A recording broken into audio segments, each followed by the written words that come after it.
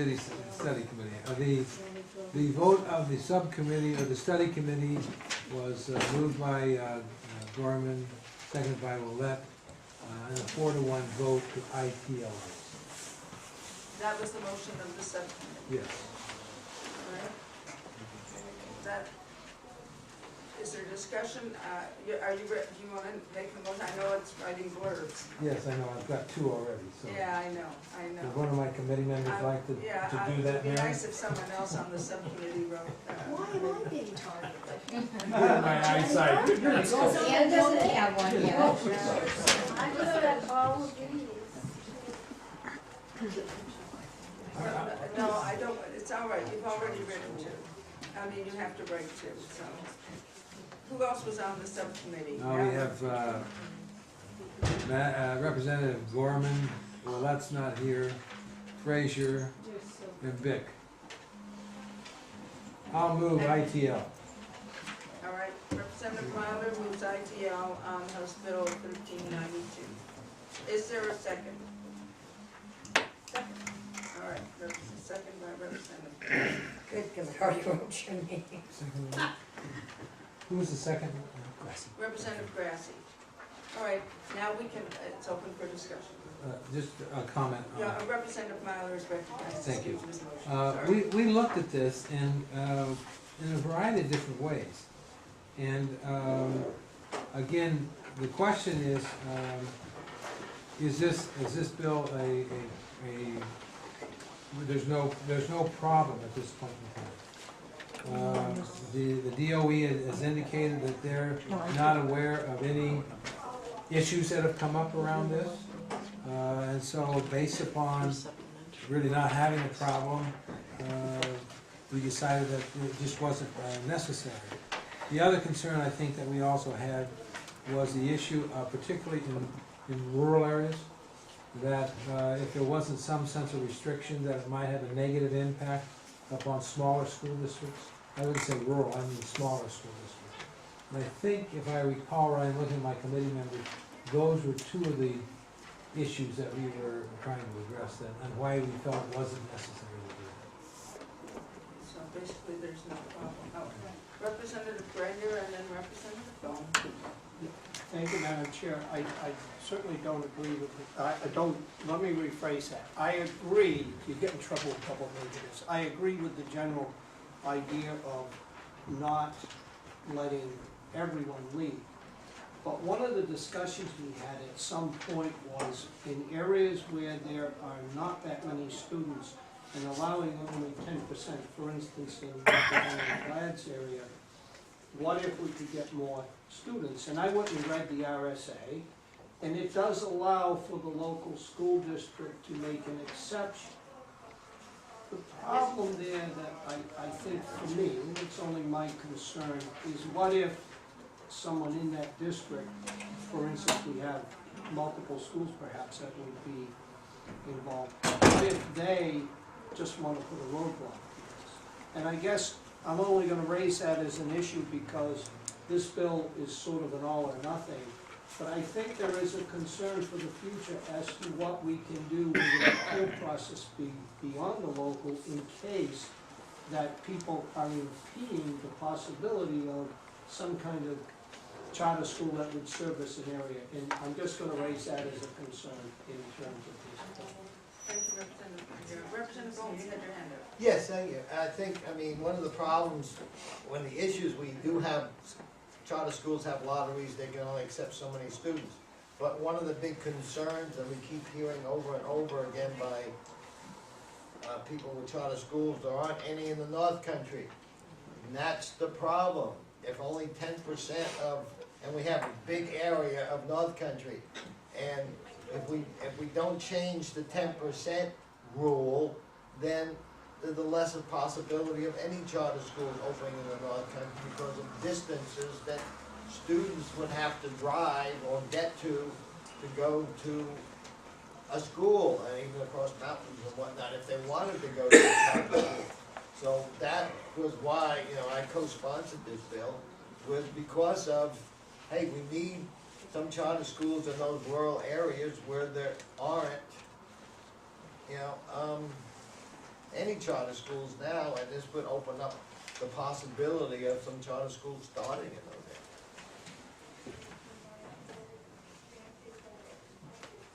Representative Greenmore. Yes, thank you. My only concern is, what are we worried about? The schools or the students and their educational opportunity? And if you're going to limit their educational opportunity, just because they wanna go to a charter school, and now we have a restriction because we can only get 10%, and the school's got a small group of students, so 10% might ruin that kid's opportunity. I think we're missing something here. We're only looking at what's it doing to the school and not what it was doing for the student. So that's my 2 cents. I think that the law, and I'm trying to find it, does say 10% is a guideline, but the school district has the last say. You I mean, cannot, you can make an exception to the 10%. if the school board approves. If the school board But if the approves, school yeah. board doesn't approve, you're not gonna get any more out of that school than 10%. And quite frankly, this is why I voted on the first bill, when the rest of my party voted the other way, because geography was in it. And recognizing that this is up for ITL, I'm really concerned. We're throwing the North Country down the tubes again. We have 2 seats available to an SAU, which I am in, which has well over 6,000–7,000 people, and if you take the whole parameter of the area, of which we get 2 seats for a charter school. Now, there's been initiatives in the last years, which we've had in this country. A Nation at Risk, you've all heard of that one, we failed on that one. But one that people ask, have there been any initiatives which have been very successful? School choice. That was an initiative, and I think that's provided, and it's been supported by all parties. It's in current law. And we recognize that for some students, choice is beneficial. But we are not, and the school boards, if I were sitting on a school board now and I knew my funding was contingent upon X number of students, do you think I'd say go to the next school? Probably not, because we're looking at trying to fund a program which we don't have enough revenues to do anyways, because we have marginal numbers of kids in the school. So that child's going to be stuck where there's no other alternative choices. Right now we're saying by leaving that 10% rule in effect, that Little Piermont, who only has 6 kids or 7 kids at a grade level, you're not gonna get permission to have a kid go to a charter school. Same thing in Warren, same thing in Wentworth, same thing in Bath. All these little districts up there will not have choice. This one rule is what prevents it, and the school boards are not, I've already been told in our district, we're not gonna get permission for this. So, that's why I feel that this Representative Weiler's bill is a good bill, and we should be supporting it.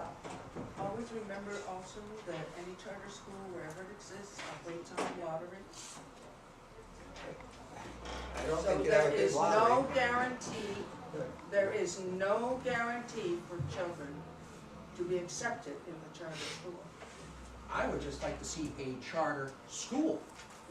Well, but then remember, there's no guarantee, 10% or not. Representative Gorman. Thank you, Madam Chair. My thought on this is that this 10% rule does not prevent any group of parents in the North Country or districts in the North Country from getting together and making application for a charter school.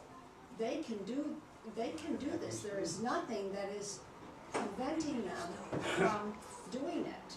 And so I think the 10% argument is a barrier to the parents and school districts in the North Country from setting up another charter school.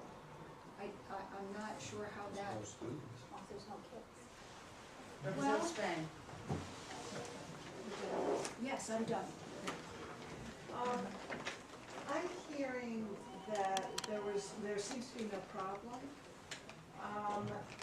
And yet I'm wondering if the DOE has not seen a problem because the people who might want to form a charter school don't even try because they're hitting their heads against this. It seems to me that this deserves further study, because I think it's a problem, it's a perhaps just a geographically driven problem, but I think it is a problem that really calls for a solution.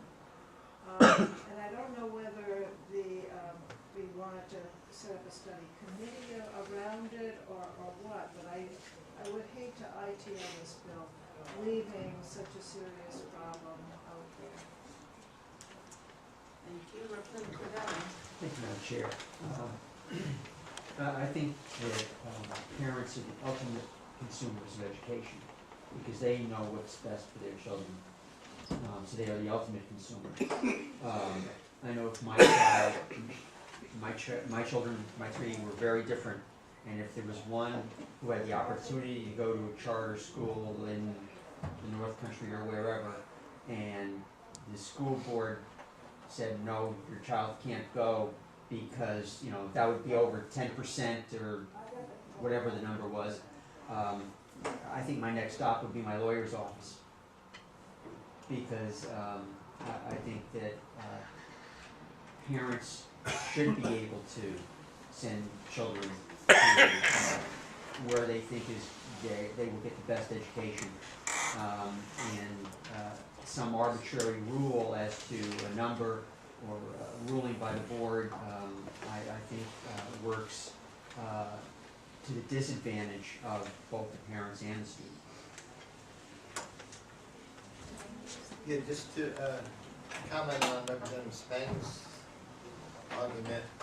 All the charter schools have lotteries, so in the south and southern part of the state, I don't think there'll be a problem if we get away with the 10%. They're not gonna get the 10% because the schools are limited in their size and they're pretty much long lines on a lot of people getting in. So I don't think that'll be an issue in Nashua or in Litchfield or any place else of 20% wanting to go. The problem, or 30 or whatever, but again, this is pretty much somewhat fixes what happens in the North Country where there aren't any charter schools, and charter schools aren't going to start because they're limited on the number of kids in the area that they're gonna service. I mean, if they say, well, 10% of this town, this town, but it's this town within even a 50-mile radius, well, we have a charter school of 20 kids. I mean, and that's not gonna work. Representative Fowler. Thank you. I believe a point of clarification. The 10% rule applies per grade level. Yes. Yeah, so it's not 10% per school, it's per grade level. Which my presumption is would broaden, it doesn't, obviously it's a limiting factor, but you could potentially have more than just 10% in the school, particularly in a small school. Well, yes, Madam Chair, and I think all this discussion, when we talk about a charter school in the North Country, well, I think, to me, the question of the mission statement comes back. What sort of charter school are you looking to establish in the North Country? I think that's all tied in with this discussion. I mean, But we've already voted. yeah. Representative Spang. One of the things that was going through my mind when I was suggesting that this requires further work, my son, God bless his teachers, went into a 4 class. It's very possible that a school might form a 3-4, so that you might not be able to get 10% of the 3rd graders.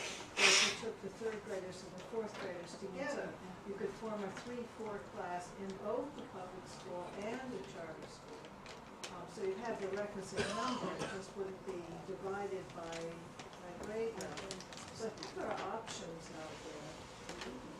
Well, and I think what do you do as a parent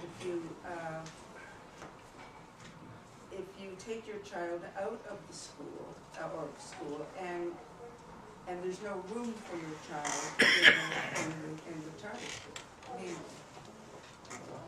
well, I know it's a lottery, but how do you you know, I think as Representative Myler said, they looked at this, and at this point, there is no problem with this statute.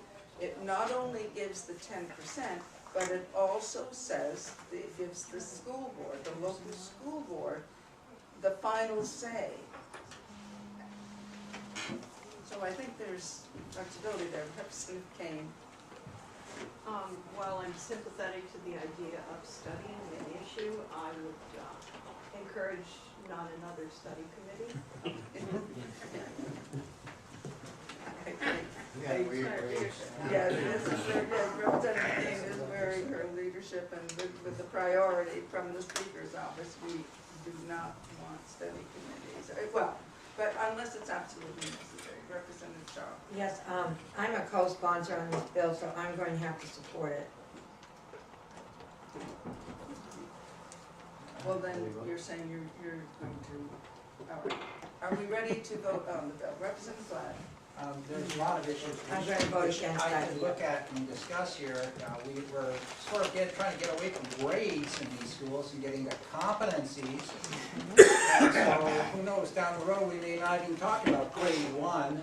We may be talking about all 62 kids which are in Little Piermont School, or the 61 that are in Bath. But the issue is, up in certain locations, not just North Country, it can happen in the lower end of the state as well, in some rural areas. Children do not have the benefit of choice. And you also go to some of these areas and you're looking at the median family income, you're looking at the economic levels of these families that are there, and that is also much lower than it is in some of the areas in the southern part of the state. Along with that go education levels. Folks up my way are just trying to survive. They're not in the business of saying, well, Johnny or Susan needs a different school. They say it publicly to everybody that they meet at the ball games and all that. Wow, I'd love to have that. But they don't have the wherewithal nor the time to really dig down and try to figure this thing out. It's beyond them. But we need to start as a legislative body here to really start understanding that there are circumstances which are preventing choice from occurring. And we're not providing some of these kids the opportunity to have an adequate education, which they are deserving of, that is being given in other parts of the state. And we've heard from the charter, pardon me? Go ahead. Well, yeah, this is important. We've heard from the charter school people, the way to resolve part of this is through education, but the other is to get rid of this 10%. It's a barrier. And this truly is a barrier to having your charter school philosophy go forward in certain parts of the state. Representative Grassi has a question. I have a question for you. What percent would work? At what percent do you think a charter school would be formed in the North Country? You need to take the percent totally out of it. If you take a school of 60 kids, and you're talking K through 8, you're talking 9 grade levels, do the mathematics, and you're going to find out that 10% of one grade level is not going to give you a kid. Right. It's per class. I know, but if we said 50%, you couldn't take 50% of a class, or you could take up to 50% of a grade level. Would that create the drive to create a school? I honestly don't know. I haven't done the fiscal side of things to know what you need, what numbers you need to actually drive a school and make it survive economically. That's a pretty hefty duty question, which I think requires some studies. Representative Fraser. Yes, just briefly, I'm very undecided here, but I was thinking of a question very similar to Representative Grassi's. I can't quite see how changing this would help the North Country. I really want to help the North Country, but I think it's a scandal if you look at the map. How many there are in the southern part of the state and only one in the North Country? I just can't see the connection to this bill. What? Isn't there another one in Yes, Conway? yes. Yeah, that's a possibility. There's 2 in the North Country. I'm sorry, Representative Fraser, I interrupted. No, I don't. That's the Northwest. Well, just for what it's worth, I mean, if you're just gonna start a business, you need to do a business plan and you need to do a study of what's available. And with all the restrictions on charter schools, it makes it very difficult. So the more restrictions you put on it, the harder it is to get one started. So I think that lifting a restriction like a 10% would make it much more beneficial for them to do a study of what's in the area, to do an evaluation of what students are available for the school. But if you say, oh, and we've got 50 or 100 students available within 5 towns, but yet I can only get 2 out of the schools, then I've got a problem because they can't do the charter school. But without the restriction, then they could go ahead and make that decision and put money up, and then you see the difference. But when you put those restrictions there, it stops. So that's, I think it's a good idea, and I think that we need to. I agree with you on the plan part, and if someone came to us with a plan to say, we could do this if there was no restriction on number of kids you take, I get that. But at the same time, this bill is lifting the restriction on the whole state, And where the we problem with that. don't need to do that. There's no need in the state to lift that restriction. But then it doesn't affect the southern part. That would be the issue. It wouldn't hurt them. It wouldn't affect them. And if you have an issue where the charter schools already have a set amount of students that they can take in any particular area, they're not going to be able to exceed that. It's like your school district. If you can only take 60 kids in your school, how are you going to put 70 in there? Well, you either have to change your whole plan in your school district and come up with different seating arrangements. You have 60 seats and you got 70 students. You got to, split the day or something. You've got to change your format. You've got to change your formula. That's what we do in business. You go till you get. I'll give you a good example. I run with my wife, running around picking up stuff. I can make 20 stops a day. So how do I increase my business profile? I increase the number of items that I can bring at the stop.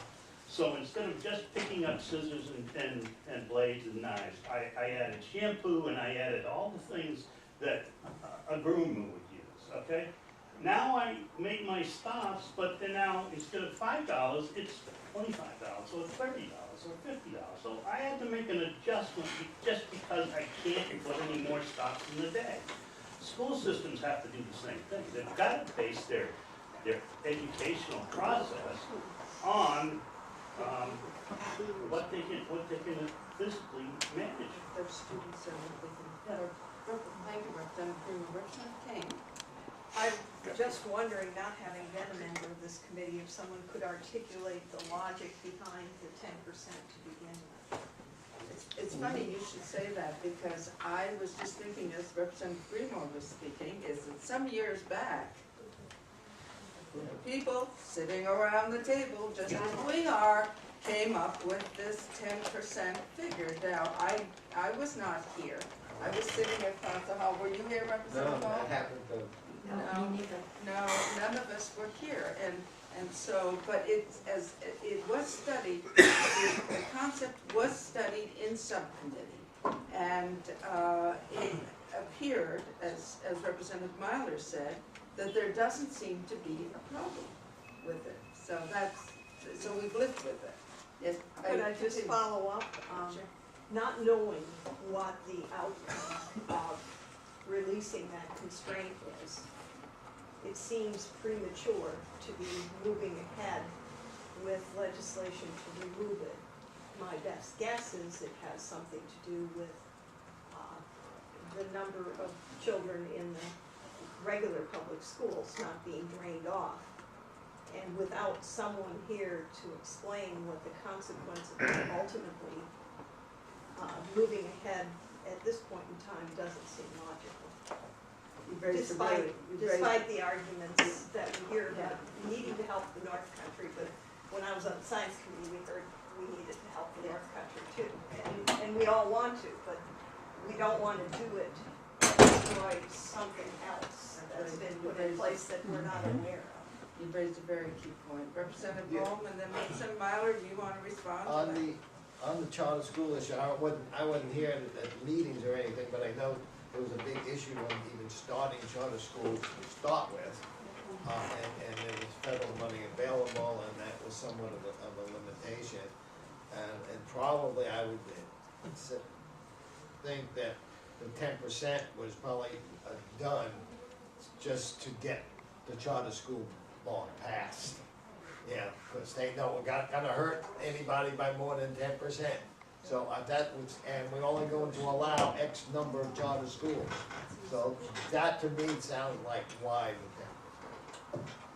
Representative Myler, I know I put you on the spot, but number one, you were chairing the subcommittee. Number two, you chaired the study last year of charter schools. I don't know the in origin, Pardon me? I don't know the origin for the 10%. No, I know, but Representative Keane has raised a point about the outcome of doing this. The motion on the floor is to ITL the bills. And maybe we should take a vote on that and see where we end up. And then the other major consideration is, if we remove it, what will that do to public education and to educational policy in New Hampshire? Yes, Representative. I don't know if this has already been said, I don't remember, when I was busy writing or something, but I was influeed by Representative Millett's argument. I wish he was here. His big concern in the subcommittee was that if you take a limit off of it, that what if you're in a very small school and with a very small number of students in one grade, taking any limit off of it could just take that grade away from that school altogether.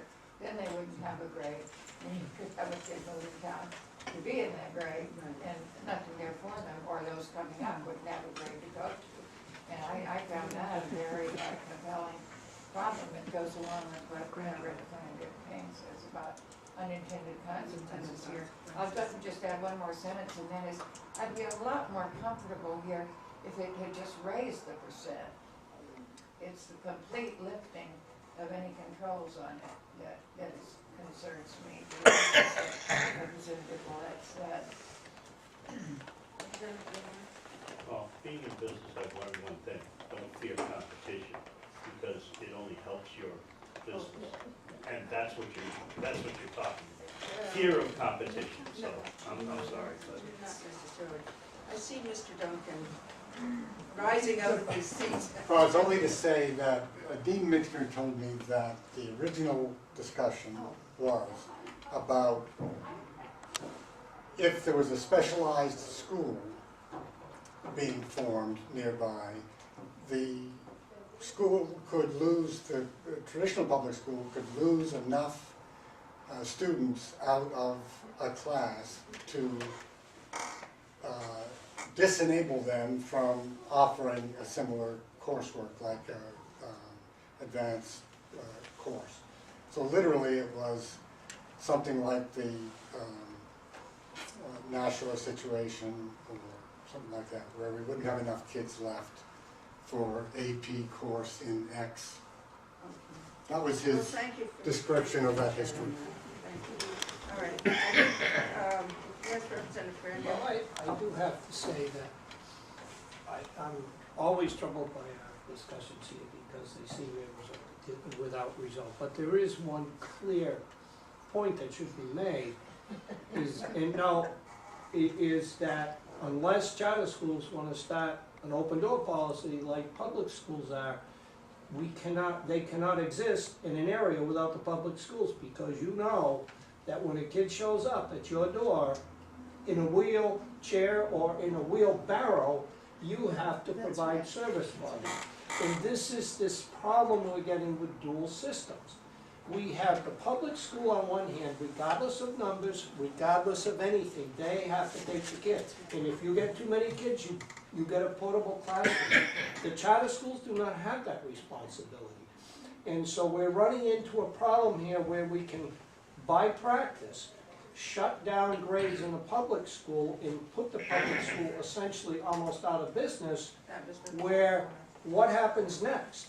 And if you wanna ask a really big question, what if we shut all the public schools down and not made them all charter? Then I don't know what we would do, and this is the part that drives me crazy. Yeah, and that's a really good point. The motion on the floor is ITL, and, let's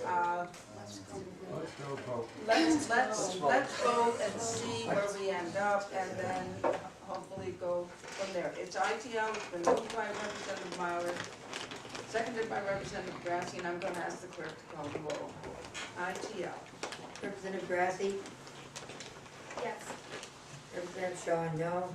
Representative Foreman, Yes. Representative Kane, Yes. Representative Frazier, Yes. Representative Spang, No. Representative Rokas, Yes. Representative Schmidt, Yes. Representative Myler, Yes. Representative Bone, No.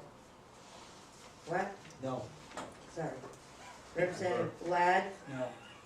Representative Greenmore, No. Representative Petrie, No. Representative Bick, No. Representative Preoli, No. Representative Grenier, No. Representative Harris, No. Representative Guile. Yes.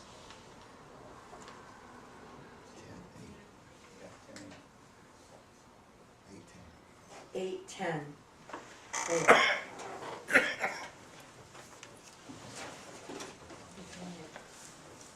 I'll make a motion of pass it. Representative Bohm has, made the motion.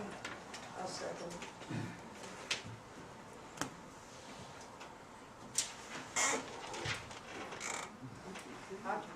Ought to pass on 1392. I am dismissed. Discuss it. IT. Further discussion on the motion of ought to pass. Representative Ladd. In the prior charter bill, which we passed here, there was a statement which we had in there, which was underneath our admission statements, that it will be located by broadening learning opportunities for an underserved student population. Now, that could be underserved economics, it could be a gifted talented program, it could be a music program, it could be anything that's not provided. And that's exactly what's happening in some of these areas where we cannot provide the opportunity due to the fact that we're restrained by this crazy percentage which we have here. And Do you somehow, have examples of that?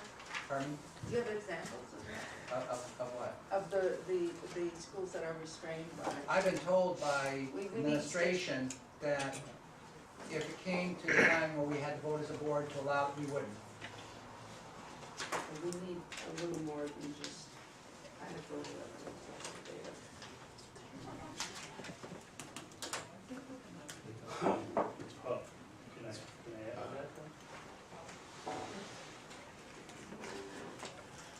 If we don't know from the public schools that it would drain the public schools, isn't that anecdotal data? Because we've heard here testimony saying No, I was that, you're gonna take kids out of the public school. And to me, if you're making that statement, you're gonna shut down a public school because, there's not enough kids, because they're all gonna go to the charter school, that's anecdotal data because you're basically making an argument that's what you're saying he's making. And I'm getting a little bit fed up Edgy. with the way it's processing, because it doesn't make sense, some of the processing. I mean, I just, The motion is on to pass. Further discussion. Representative Myler. Yeah, I think on that point, I think that what is a fact is there's been no problem yet. There's been no, according to the department, no child has been denied going to a charter school. Now that begs the question that Representative Ladd is dealing with, and that is that if there is a perceived restriction that may be prohibiting somebody from going forward, that I think is speculative right now. We don't know that. but according to the department, there's been no problem at this point in time. That's a fact. And I'm not saying No, that, That's only that, yeah, I'm not saying that one way or the other. I'm just saying that's what did come out. I'm no, I sensitive to understand, what, I understand. yeah. Yeah. Further discussion? I'm gonna ask the clerk to call the roll on the motion of ought to pass on 1392. Representative Grassi, No. Representative Shaw, yes. Representative Gorman, No. Representative Kane, No. Representative Frazier, No. Representative Spang, Yes. Representative Brocus, No. Representative Schmidt, Oh. Representative Myler, No. Representative Bone, Yes. Representative Ladd, Yes. Representative Greenmore, Yes. Representative Petrie, Yes.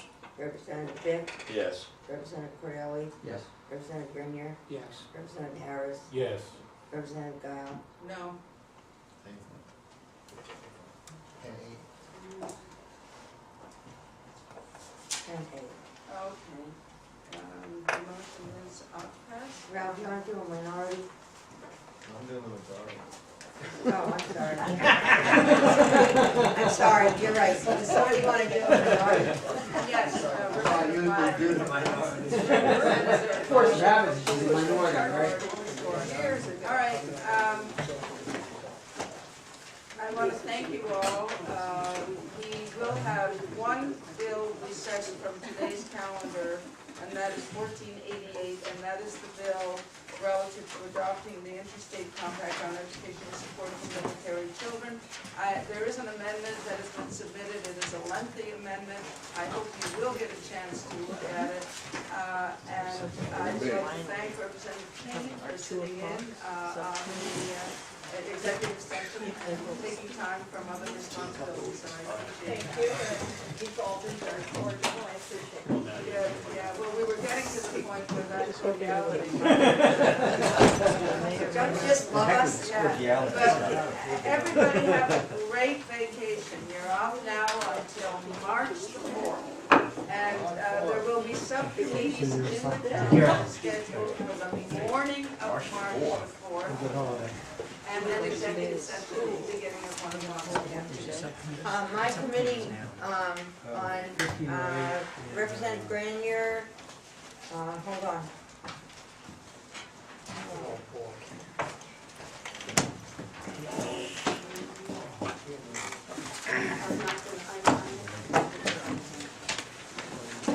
Grenier, Gorman, Vick, and Arsenault, will be doing 1432, and I think she gave me another one.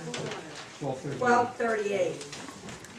1238 and 1432, and it'll be sometime in the March 4th in the morning, I'm not sure, I'll look at the calendar. Okay, we'll get a note. Because I don't know, yeah, I don't know what's available right now. Excuse me, Representative Myler, Representative Grenier, Representative Fraser, can you stay for a few minutes, just so that Representative Ladd, who is chairing the bills on 1508 and one other, can set up either a time for you to meet again? So just stay, and I need blurbs on, I need the blurbs, minority and, majority. Got a few of them.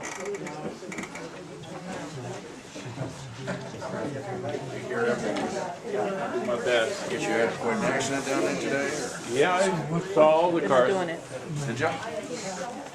Wreck 'em all, didn't they? They'll tell us when. That'll happen, yeah. The truck involved too, right? Tell you, they'll wear us out. Oh, all 10 wheel. Those are fun.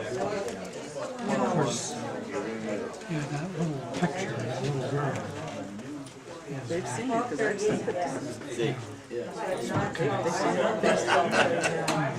Ask Mary. that should be more widely spread. That's a New Hampshire girl. I'm going to Cuba. Well, she's living in New York now, you Why are mean? you going to Cuba? I think it's a New Hampshire. I don't know. That's Doris, I think she knows. Really? Anne Marie knows. Have a week. Or 2 weeks. Oh, it's New Hampshire. What Castro? Huh? What Castro? Watch out for your Fidel toothpaste. or Raul? My shoes too. Oh, thank you very much. Yeah, have permission to put that up on Sure. Matters? Are you gonna, you have no problem making Saturday? No. Oh, right, yes, right, I was gonna ask So about you think Saturday that 11th, right? just like, they're gonna have it, is it gonna be? Is it Asheville Crown Plaza? I don't know when. Yeah. Figuring out when they're gonna do it. They're figuring out now when It's they're just a story. Poor guy been drinking. Exactly. What the hell? He killed a few ducks. I'm not upset about the Ducks, I'm upset about the throwing the police commissioner under the bus. Well, that's what happens when you do politics. If you got a call in the middle of the night, you were woken up, and you got there not knowing what you were walking into, that's when you did it. And he was a lawyer, he should have known better, and he knew he was throwing his friend under the bus. That's when. He got away with it. He will get away with it. I know. Saturday 11th, Asheville Crown Plaza. And Jane and Krista are coming down, so you might want to come. Jane and who? Jane Cormier. Right, right. Or something. And that's the whole group. It's the Alton. Good old Alton people. They got guts. Sounds like they're gonna have it at Yeah. 9. Another early morning. Grenier, Not good. Dick, Gorman, myself, and there's one more. 1508. Yeah. Grenier. You notice I'm here though. We're gonna have so many subcommittees at the same time on the third. I didn't set time, you want 9 o'clock, you can have it. Just like the third committee, they're gonna be like all over the place, you can't even follow them. Then you get a misinformation, like the one whose bill was postponed. We have You don't two, ask but for I design, don't- do you? There's only 3 of us, so I don't know. They told Lynette Peterson in 1508, which was her today, was canceled. A half hour before, they told her it was canceled. Well, we could meet you somewhere else. How about JR's bill? No, we, JR's bill on the gun well, bill? you have Grenier, Dick and Gorman are gonna be here. So it's just gonna be Grenier, Arsenal, and myself. We have some. Well, we'll get the word. That's